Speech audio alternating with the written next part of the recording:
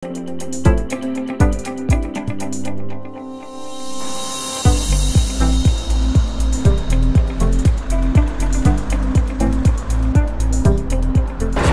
полиции города Алматы в период с 10 по 16 июня проводится оперативно-профилактические мероприятия автобус, направленные на повышение транспорта и трудовой дисциплины водителей, осуществляющих перевозки пассажиров и багажа, а также эксплуатация технически неисправного транспорта или переоборудование пассажирского транспорта, пересечение нелегальных пассажирских перевозок оси с привлечением заинтересованных государственных органов, местные исполнительные органы, инспектор транспортного контроля.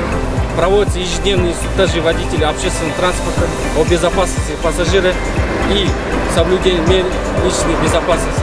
Доводится информация о внесении изменений и дополнениях в законодательство Республики Казахстан о дорожном движении.